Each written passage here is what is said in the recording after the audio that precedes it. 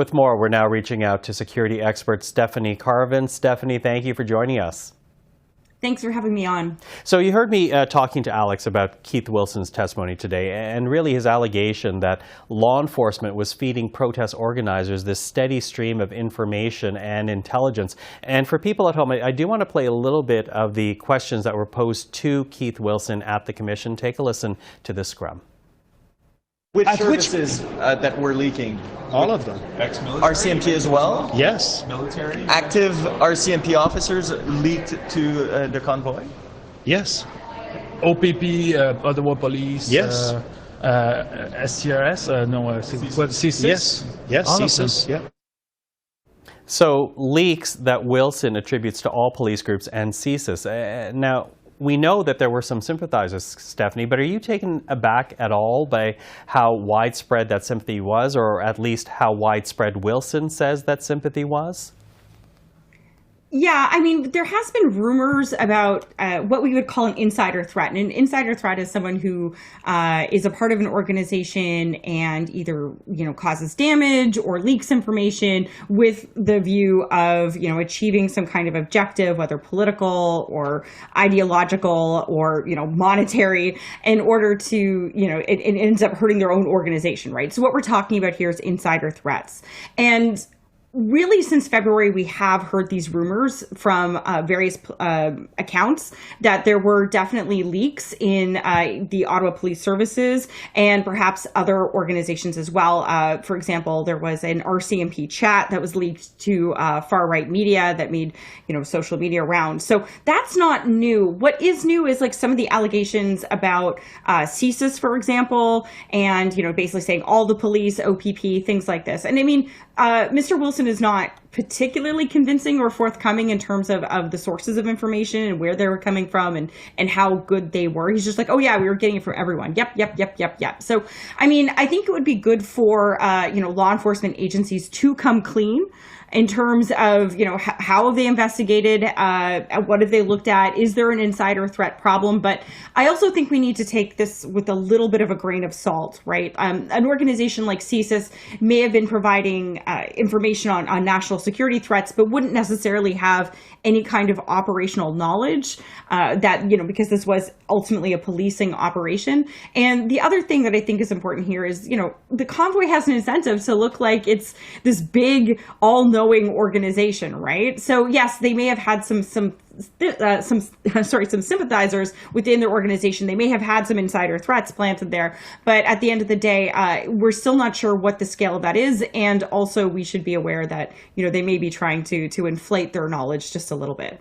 So a bit of inflation, as you say, but there also seems to be some deflation, if you will, because we also heard from Tom Marazzo today, another protest organizer.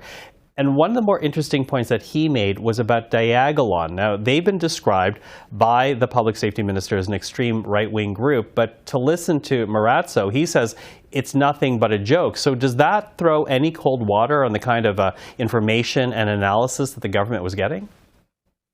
No, I think it actually just reflects more on his character, right? That, it's been well established. Diagolon is a group, it's a kind of a podcast network now. But effectively, they adhere to some really gross views, definitely anti-government extremist views.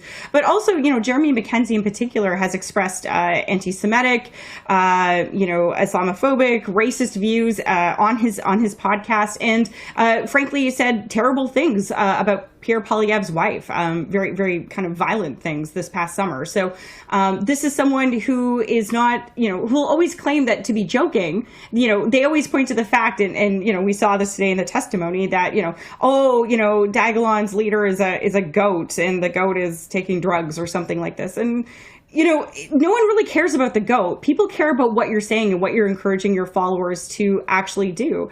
And, is it a joke that someone in Coutts, Alberta, who's been accused of plotting to murder 12 RCMP officers was wearing a Diagolon slogan?